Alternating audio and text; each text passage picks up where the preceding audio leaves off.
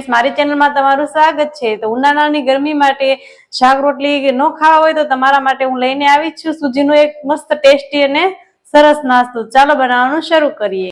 સૂજીનો નવો નાસ્તો બનાવવા માટે આપણે 1 કપ જેટલો રવો આવે છે તે ઝીણો એકદમ એ લઈ લીધો છે। 1 કપ દહીં લીધું છે। જેટલો આપણે રવો લીધો છે તેટલું જ આપણે દહીં લીધું છે।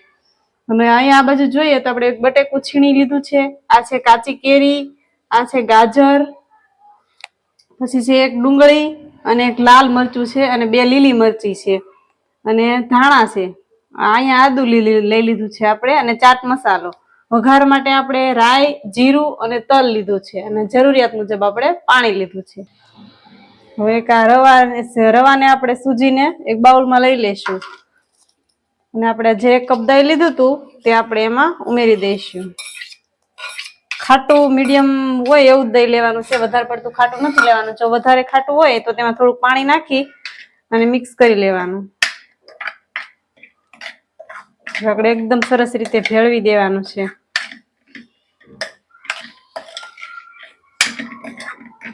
હવે આ સૂજીની અંદર આપણે દહીં ભેળવી દીધું છે અને આપણે 10 મિનિટ માટે રાખી દેવાનું છે એટલે સરસ સેટ થઈ જશે અને રેસ્ટ આપી દેવાનું છે 10 મિનિટનો। હવે 10 મિનિટ જેટલો સમય થઈ ગયો છે અને આ બરાબર સેટ થઈ ગયું છે। હવે આપણે જે આ શાકભાજી લીધા હતા તે હવે આપણે એમાં ઉમેરી દઈશું। આપણે 1 મીડિયમ સાઈઝનું બટાકું લીધું હતું છીણીને, કાચી કેરી લીધી છે જ્યારે સીઝન છે એટલે, ગાજર લીધું છે, આપણે ડુંગળી લીધી છે ઝીણી સમારીને, અહીં મેં લાલ મરચું લીધું છે, મારી પાસે અવેલેબલ હતું એટલે હું લાલ મરચું લીધું છે અને 2 લીલી મરચી લીધી છે। બધાને આપણે સરસ મિક્સ કરી દઈશું।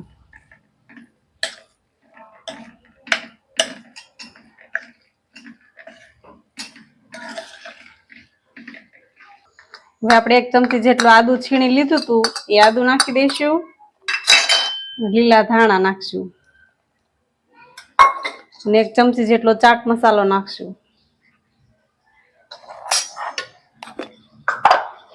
અડધી ચમચી જેટલું મીઠું નાખીશું। ચાટ મસાલામાં મીઠુંનું પ્રમાણ હોય એટલે જોઈને નાખવું। બધું મિક્સ કરી લેશું સરસ।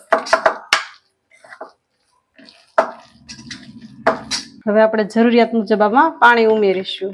વધારે પડતું ઢીલું નથી કરવાનું, મીડિયમ થીક જ રાખવાનું છે।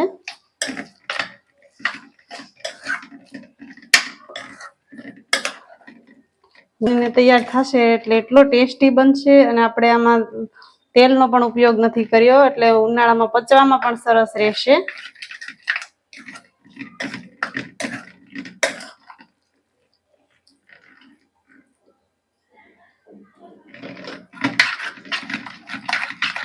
આ રીતનું થીક બેટર મેં તૈયાર કરી લીધું છે। આના માટે મેં અડધો કપ જેટલું પાણી લીધું હતું, તેમાં મારે એટલું પાણી બચી ગયું છે। અડધા કપ કરતાં આપણે ઓછું પાણીની જરૂર પડી છે। હવે આપણે તેને વઘારી લઈશું। વઘાર માટે આપણે 2 ચમચી જેટલું તેલ લઈ લીધું છે। તેલને ગરમ થવા દેવાનું છે। તેલ સરસ ગરમ થઈ ગયું છે। હવે તેમાં રાઈ અને જીરું એડ કરી દઈશું અને આપણે જે 2 ચમચી જેટલા તલ લીધા હતા એ પણ એમાં એડ કરી દઈશું।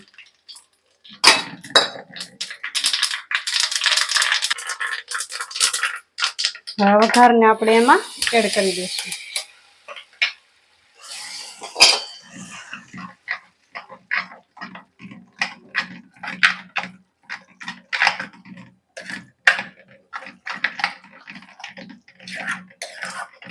હવે એમાં આપણે અડધો ઈનો ઉમેરીશું। તમે બેકિંગ સોડા પણ ઉમેરી શકો, હું અહીંયા ઈનો લઈ રહી છું। હવે તેમાં 2 થી 3 ટીપા જેટલા લીંબુનો રસ ઉમેરી દઈશું અને સરસ આપણે બેટરને ફૂલાવી લઈશું।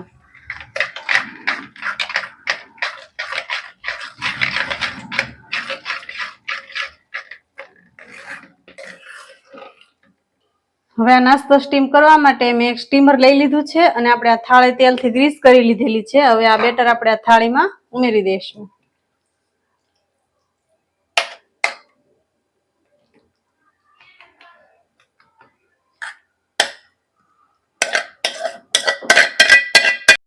હવે આપણે આ થાળી રેડી થઈ ગઈ છે. હવે આપણે તેની ઉપર ચીલી ફ્લેક્સ થી ગાર્નિશ કરી લઈશું.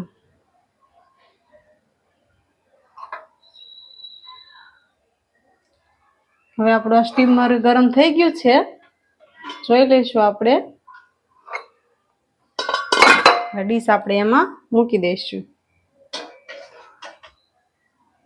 10 થી 15 મિનિટ માટે આપણે લો ટુ મીડિયમ ફ્લેમ ઉપર આપણે એને ચડવા દઈશું. 10 થી 15 મિનિટ જેટલો સમય થઈ ગયો છે. આપણે તેને ખોલીને જોઈ લઈશું. એકદમ સરસ ચડી ગયું છે. આપણે છરીના મદદથી જોઈ લઈશું. આપણે છરી એકદમ ક્લીન બહાર આવી રહી છે. ખૂબ જ સરસ ચડી ગયું છે. હવે આપણે ગેસ બંધ કરી અને 1.5 મિનિટ માટે આપણે તેને એકદમ એમનેમ સ્ટીમ થવા દઈશું.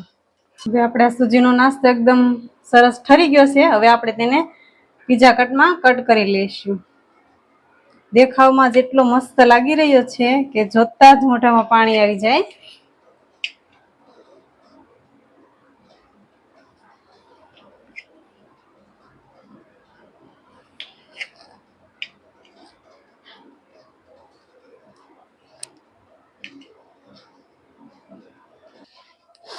ફ્રેન્ડ્સ, હવે આ નાસ્તાને તમે આમનન જ પણ ખાઈ શકો છો અને હું હવે એને તેલમાં ફ્રાય કરી રહી છું. એના માટે મેં એક પેન લઈ લીધું છે અને 2 ચમચી જેટલું આપણે એમાં તેલ નાખીશું. વધારે પડતું તેલ નથી નાખવાનું, આપણે 2 ચમચી જેટલું નાખવાનું છે, એટલે એનો ટેસ્ટ અને કલર ખૂબ જ સરસ આવશે. હવે આપણે આ નાસ્તાના પીસ છે તે આપણે એમાં મૂકી દઈશું અને સરસ આપણે ચોળવી લઈશું.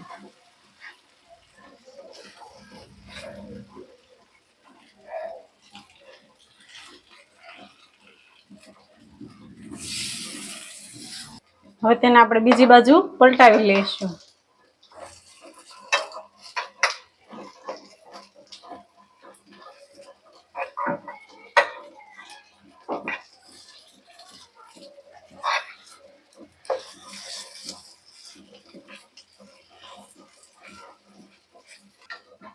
હવે આપણો આ નાસ્તો એકદમ ચડીને સરસ થઈ ગયો છે, એકદમ ક્રિસ્પી થઈ ગયો છે. હવે આ તેને આપણે લઈ લઈશું.